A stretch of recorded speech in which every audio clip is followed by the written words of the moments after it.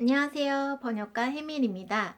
오늘은 구독자분께서 질문을 주셔서 이 영상을 찍게 되었는데요. 제가 일본어 번역가라고 하면 가장 많이 듣는 질문이기도 합니다.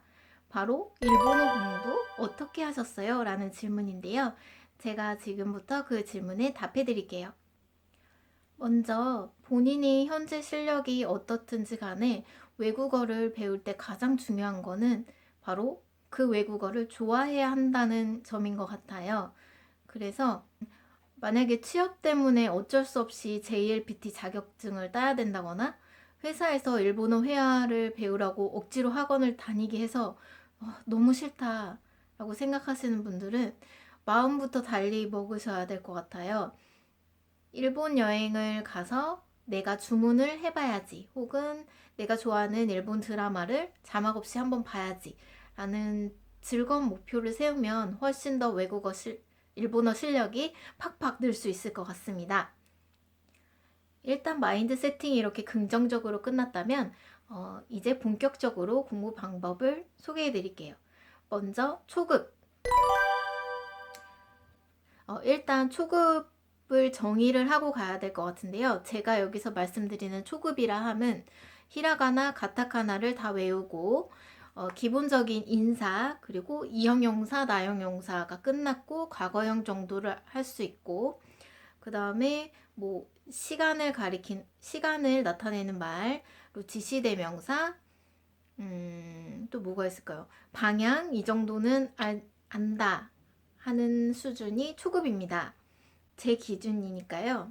여러분 그냥 초급, 보통 일반적으로 학원이나 이런 데서 배울 때 초급을 생각하시면 될 것 같아요. 먼저 초급이신 분들께 추천하는 방법 첫 번째, 회화문 통함기입니다. 네, 회화문을 외우시면은 따로따로 외우면 굉장히 복잡하고 힘들게 느껴지는 것들을 한꺼번에 외울 수 있다는 장점이 있는데요. 그래도 단어랑 표현, 그리고 시제 같은 것도 한꺼번에 외울 수 있기 때문에 굉장히 유용하다고 할 수 있습니다. 그래서 초급인 경우에는 뭐 이거는 동사 변화가 어떻게 되지? 이거는 시제가 뭐지? 이런 거 생각하지 마시고 그냥 무조건 외울 거를 추천드려요. 그런데 이때 외우는 그 재료가 필요하잖아요. 외울 문장을 선택할 때는 저는 대화문이 좋은 것 같습니다. 왜냐하면 대화는 흐름이 있잖아요. A가 이렇게 말하면 B가 이렇게 대답하고, A가 또 이렇게 말하고 B가 이렇게 대답하고 라는 흐름이 있기 때문에 외우기가 굉장히 편해요. 그런데 그냥 흐름이 없는 문장을 외우겠다라고 하면 조금 더 생각이 잘 안 떠오른다는 단점이 있는 것 같습니다. 두 번째는 쉐도잉입니다. 저는 일본어를 방송으로 먼저 접했기 때문에 일본어로 말하는 거에 관심이 굉장히 많았는데요. 그래서 어떻게 했냐면 일본어 교재를 아무거나 하나 사면 예전에는 테이프나 CD를 줬거든요. 요즘에는 MP3 다운받으라고 하죠. 그래서 그걸 틀고 일본인 원어민의 음성을 열심히 따라했습니다. 쉐도잉의 장점이 뭐냐면 이제 따라하면서 억양이나 인터네이션 강세 같은 거를 저절로 익히게 될 뿐만 아니라 문장이 쉽게 머리에 들어와요. 그래서 회화문을 아까 외우라고 말씀드렸는데 쉐도잉을 하다 보면 자연스럽게 외우게 되는 부분이 굉장히 많아서 초급자에게 추천하는 방법입니다. 다음은 중급인데요. 여기서 제가 중급이라 함은 JLPT 3급이나 2급 정도, 그리고 JPT로 치면 600에서 700점 정도를 말합니다. 이거는 어디까지나 제 기준이고요. 일반적으로 말하자면 일상 회화가 되고, 시험을 봐서 어느 정도 성적을 낼 수 있다 하는 정도라고 보시면 될 것 같아요. 아무튼 이런 중급이신 분들께 추천하는 방법도 역시 두 가지입니다. 첫 번째, 영상 보기입니다. 영상은 그냥 본인이 관심 있고 본인에게 맞는 영상을 보시면 될 것 같은데요. 이때 너무 마니아틱한 영상은 비추입니다. 비추. 마니아틱하다고 하면 뭐 주로 괴물들이 나온다거나 뭐 요괴들이 나온다거나 아니면 SF적인 요소가 너무 강한 것들은 일상에서 쓰는 단어들이 아닌 전문적인 용어들을 많이 사용할 가능성이 있어서 비추이고요. 그리고 말이 너무 빠른 애니메이션 같은 게 가끔 있거든요. 그런 애니메이션 또한 중급자에게는 비추입니다. 왜냐하면 그걸 보다 보면 말이 너무 빨라서 안 들리고 자막을 자꾸 보게 되는데 자막을 읽느라 정신이 없어요. 그래서 듣는다기보다는 자막을 눈으로 쫓게 되기 때문에 중급이신 분들께 비추하는 영상입니다. 그런 영상을 제외하고는 본인이 좋아하는 영상을 고르시면 될 것 같은데요. 뭐, 예능도 괜찮은 것 같아요. 예능도 뭐 일상에서 많이 쓰는 말들을 쓰기 때문에 예능도 괜찮습니다. 영상을 보시라고 하는 이유는 물론 뭐 억양, 인터네이션 강세뿐 아니라 일상에서 자주 쓰는 표현을 많이 들을 수가 있어서 좋은 것 같아요. 뭐 책으로는 배울 수 없는 것들, 아주 귀한 자료들을 얻을 수 있죠. 그리고 무엇보다 가장 중요한 거는 재밌습니다. 영상은 재밌기 때문에 공부라는 생각 없이 볼 수 있어서 좋은 것 같아요. 강추입니다.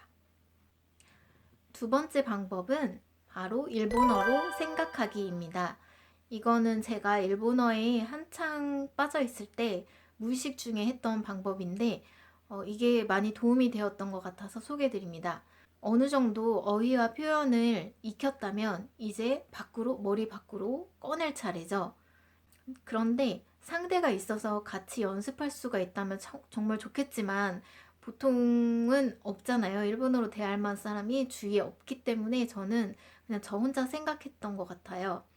그래서 예를 들어서 제가 오늘은 아침에 어떤 생각을 했냐면 아리따움에서 립 케어 제품을 세일한대요. 그래서 이걸 사러 갈까 말까 하면서 고민을 했었는데 이런 고민을 일본어로 한번 해보는 겁니다. 今、アリタウンでリップケア製品をセールしてるって話を聞いたんだけど、どうしようかな。いつも使ってるものだし、この際だから買いだめしちゃう？でも、あそこまで歩くのって結構遠いから疲れるし、どうしよう。あ、そうだ、ネットがあるじゃん。そっか、ネットで注文しちゃおう。 네, 뭐 이런 느낌으로 혼자서 그냥 머릿속으로만 생각을 하는 겁니다. 그런데 이때 중요한 포인트는 만약에 모르는 단어가 있었어요. 중간에 뭐 사다가 쟁여둘까 이런 표현이 나왔는데 카이다메라고 하는데 만약에 이 단어를 몰랐다 그러면 그냥 그 부분은 한국어로 말하는 겁니다. 한국어로 생각하고 넘어가요. 왜냐면 계속해서 일본어로 생각을 하는데 단어 하나하나 모를 때마다 찾아보면 못하게 되거든요. 찾는 게 귀찮아서 결국 안 하게 되기 때문에 그냥 넘어가고 만약에 본인이 계속 생각을 하다가 모르겠는 단어가 계속 똑같은 단어예요. 그럴 경우에는 답답하니까 한번 찾아봅니다. 찾아보면 그때는 정말 한 번에 바로 외울 수 있습니다, 여러분. 마지막으로 고급입니다. 어떤 언어나 마찬가지겠지만 이 수준이 올라가면 올라갈수록 배울 수 있는 방법이 많지 않고 그 이상 실력을 올리기도 쉽지가 않아요. 어학도 특히 그런데 그냥 수준을 많이 올린다기보다는 본인의 그 지금 가지고 있는 그 어학 실력이 떨어지지 않게 현상 유지를 한다는 느낌으로 생각을 해주시면 될 것 같고요. 특히 감각이 무뎌지지 않게 유지를 한다고 생각을 하시면 될 것 같아요. 그래서 먼저 고급 첫 번째 영상 보기 플러스 알파입니다. 중급에서도 영상을 많이 보면 좋아요 라는 말씀을 드렸는데 플러스 알파라는 건 이제 영상을 그냥 보고 이제 회화문을 많이 익히고 자연스러운 일본어 표현을 익히는 거에서 그치지 않고 이제 본인이 아웃풋하는 방법을 많이 생각을 하셔야 될 것 같아요. 그래서 제가 고급이신 분들, 일본어 만렙이신 분들께 추천드린 방법은 자막을 보라고 추천해드리고 싶습니다. 중급에서는 근데 여러분 자막을 안 보시는 게 좋아요. 듣기 연습을 하기 위해서. 그런데 고급은 자막을 보라고 말씀드리는 이유는 자막을 보면서 본인이 만약에 자막을 번역했으면 어떻게 했을지 바로바로 듣고 생각을 해보는 거예요. 그래서 어떤 자막은 이 말은 어떻게 생각해냈지 싶을 정도로 정말 훌륭한 부분도 있을 거고, 또 어떤 부분은 저건 좀 아쉽다, 나라면 이렇게 했을 텐데 하는 부분도 있으실 텐데, 그런 거를 한번 체크해 보시라는 의미에서 영상을 추천해 드리는 겁니다. 그런데 영상을 고르실 때는 인터넷에 떠도는 아무 영상이나 보지 마시고요. 조금 공신력이 있는 영상을 보셨으면 좋겠어요. 왜냐면 그래야 자막도 전문 번역가 분들이 번역하신 자막을 볼 수 있기 때문이죠. 그래서 뭐 요즘에 IPTV나 넷플릭스나 뭐 이런 데서 나오는 영상을 볼 것을 추천드립니다. 그 다음은 번역하기인데요. 본인이 아무리 말을 잘 알아듣고 뭐 문장도 어느 정도 쓴다고 해도 번역을 한번 해보시면 자신이 알고 이해하는 것과는 또 다른 차원이라는 걸 알게 됐을 거예요. 왜냐하면 번역을 하려면 그 문장의 의도를 정확하게 파악해야 되고, 우리말에서 가장 적절한 표현을 골라야 되고, 또 이 글의 전체적인 분위기를 생각해서 문체도 맞춰야 하고, 여러 가지 작업들이 더 필요하거든요. 그렇기 때문에 번역을 하면 굉장히 도움이 되는데, 제가 추천드리고 싶은 거는 한 문장, 따로따로 되어 있는 한 문장이 아니라 적어도 한 단락 이상 이어지는 글을 한번 번역해 보라고 추천드리고 싶습니다.